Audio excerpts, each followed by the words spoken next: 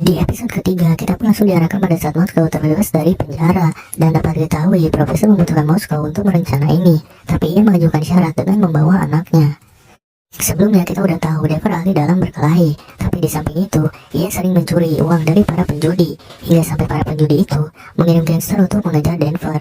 Maka dari itu Denver berusaha untuk melarikan diri dan melawan mereka, hingga sampai akhirnya ayahnya datang untuk membantu. Untuk menjalankan rencana Profesor, Moskow sendirilah yang menjemput Denver. Ia pun berharap dengan menyelesaikan pekerjaan ini bisa memberikan Denver hidup yang layak. Maka dari itu ia semangat mengajak Denver melakukan pekerjaan ini.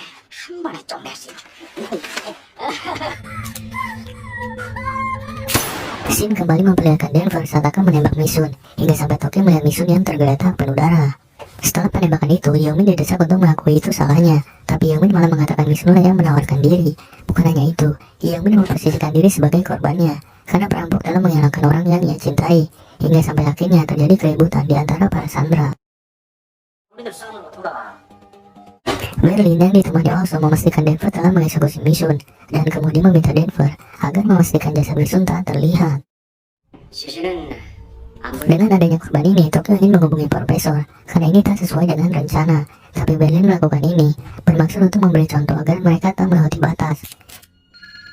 Hingga beberapa saat kemudian, Profesor menelpon dan suasana pun berubah menjadi tegang. Namun akhirnya Tokyo memilih untuk pergi.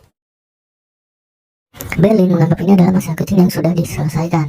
Dan mengenai wanita yang dibawa Denver, ia beralasan wanita itu sedang hamil, jadi dipindahkan ke tempat lain. Dan Profesor mengingatkan waktu genting ini menentukan keberhasilan. Kemudian Profesor berbicara dengan Rio untuk memintanya menganalisis log akses pada arloji rusak itu, untuk mencari tahu apakah mereka tahu sesuatu tentang tim ini. Kemudian Berlin berpesan agar Rio tak berpikir macam-macam. Ternyata Misun masih hidup dan Tokyo mengetahui hal itu. Denver sendiri sebenarnya tak bisa menembak Misun, bahkan ia kebingungan harus bagaimana, hingga sampai akhirnya Misun memberi solusi untuk berpura-pura mati agar ia bisa diselamatkan, dan Misun sendirilah yang meminta ditembak kakinya. Untungnya Tokyo lah yang melihatnya, karena kalau bukan pasti terkena masalah. Tokyo sesegera memeriksa luka tembak Misun, dan kemudian ia membungkusnya lalu menyuntikkan obat antibiotik.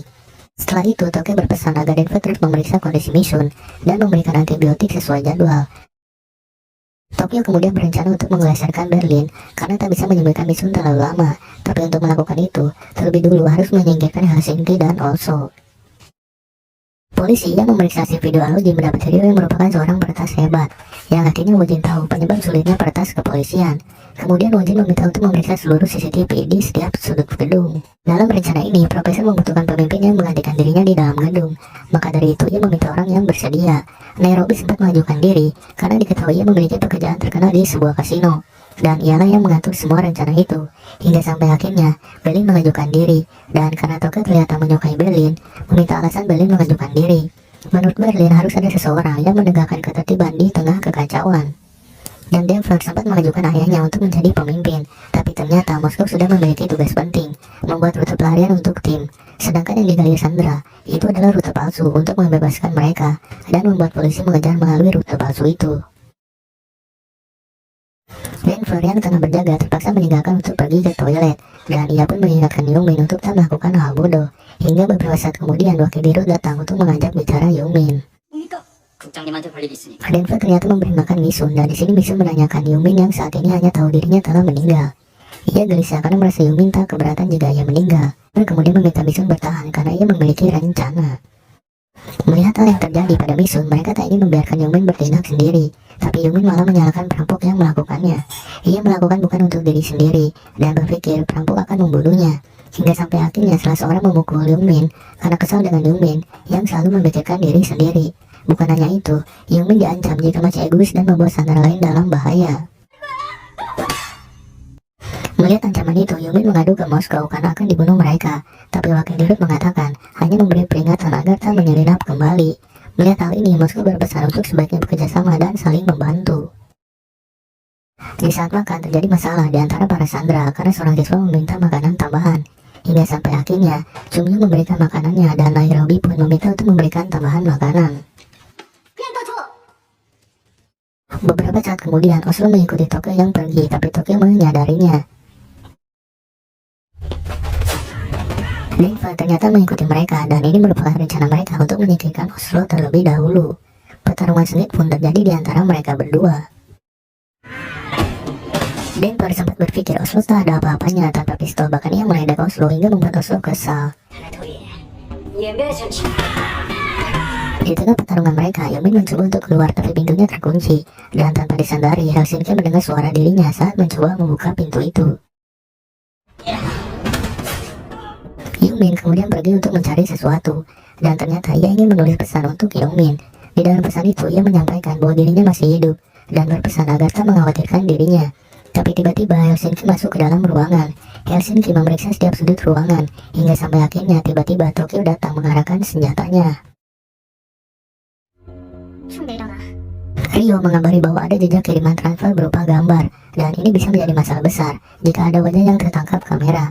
Profesor sendiri akan melakukan sebisanya untuk memeriksa yang diketahui polisi. Polisi mendapati rekaman salah satu CCTV yang menunjukkan Rio dan Nairobi, dan Wojin kemudian meminta untuk mencari tahu tentang wanita itu. Di tempat lain, Ibu Wojin melihat Mina masuk ke mobil ayahnya, sehingga membuat dirinya khawatir dan menghubungi Wojin, tapi tak bisa dihubungi. Hingga akhirnya ia menghubungi Profesor.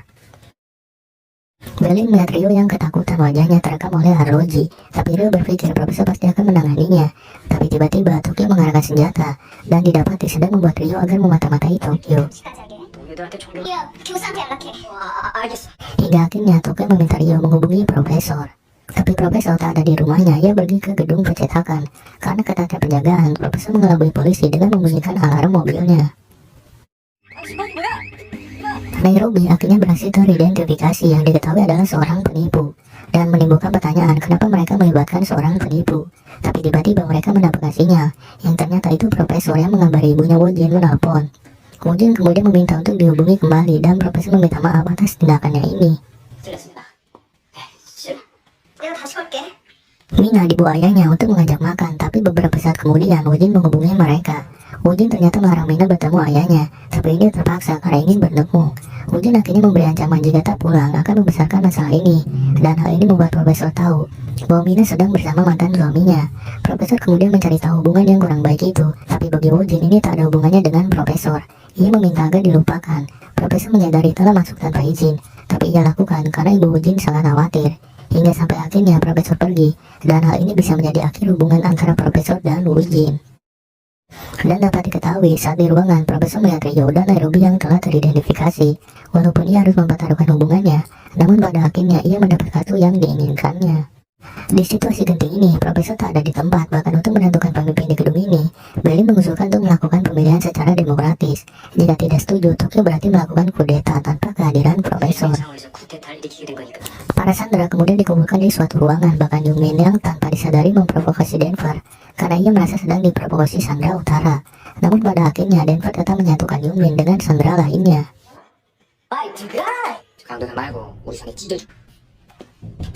Tokyo melakukan ini karena didasari dengan Berlin yang mengabaikan Profesor, sehingga membuat perpecahan di antara sandera, dan ia pun melanggar aturan untuk tak membunuh siapapun. Berlin kemudian meminta suara, akan tetapi dengan mendengar alasan Tokyo, Rio dan Nairobi berada di pihak Tokyo, sedangkan untuk Moskow, Denver yakin ayahnya pasti di pihaknya. Profesor yang baru sampai dikejutkan dengan aksi Tokyo yang ingin mengeleserkan Berlin ini, tapi bukan tanpa alasan Tokyo melakukan ini karena Berlin telah membunuh sandera. Dan dapat diketahui rencana perampokan ini tak sempurna karena salah satu identitas tim telah bocor ke polisi.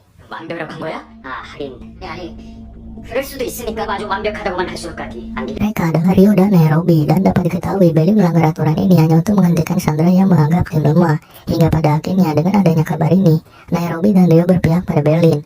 Bukan tanpa alasan, para sandera pasti tak akan berani melakukan apapun lagi karena takut pada Berlin. Hal ini pun memicu keributan kecil di antara Denver dan Rio, karena Denver mencoba meminta Rio mengambil sikap untuk tak menjadi penakut. Tapi Rio yang ketakutan malah mengungkit masalah Denver yang telah membunuh dan juga berasal dari keluarga narapidana. Hingga sampai akhirnya Moskow mengetahui anaknya telah membunuh, dan Berlin mengakui dirinya lah yang menyuruh Denver. Moskow sendiri merasa kecewa dengan anaknya yang mau disuruh untuk membunuh. Terlebih apa yang direncanakan Profesor tak berjalan sesuai dengan perhitungannya. Hal ini membuat kondisi tubuh Moskow melemah, dan akhirnya ia memilih untuk meninggalkan mereka. Profesor sebenarnya memiliki prinsip untuk tak membunuh, tapi kini Berlin hampir menghancurkan semuanya. 아무 영향 없을 거야.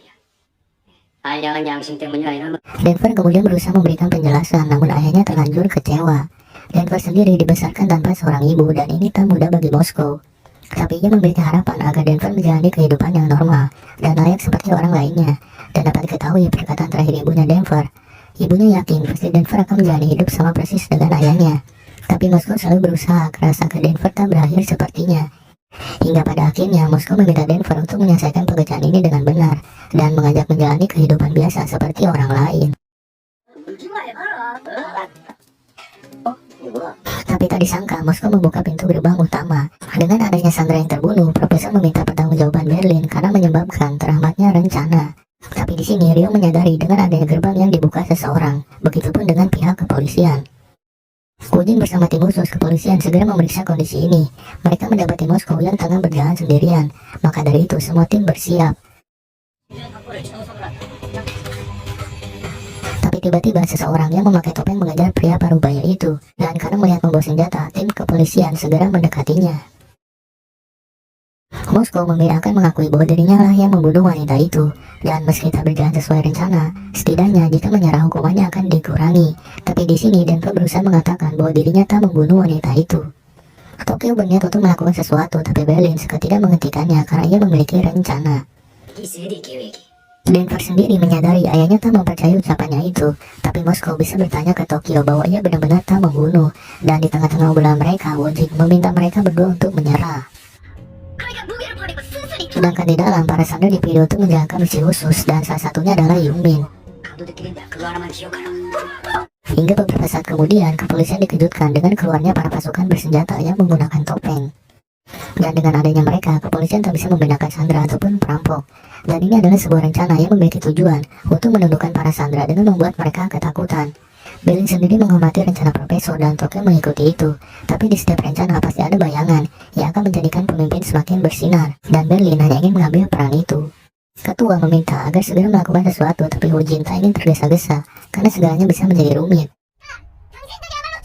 Denver sesegera mungkin memakaikan topeng ke ayahnya. Tapi Yungmin memiliki rencana konyol untuk berlari ke arah polisi. Moskow akhirnya mendengar langsung dari Tokyo bahwa wanita itu masih hidup, yang kini telah disembunyikan oleh Denver. Dan alasan Denver tak memberitahu karena Berlin. Setelah videologi itu bocor, Profesor berpikir Berlin sengaja membuat anggota di bawah kendalinya. Namun muncul sedikit keributan karena Rio tak percaya ucapan Denver. Hingga sampai keributan ini tanpa disadari membuat salah satu senjata terlempar. Dan tiba-tiba salah satu Sandra memanfaatkan senjata itu.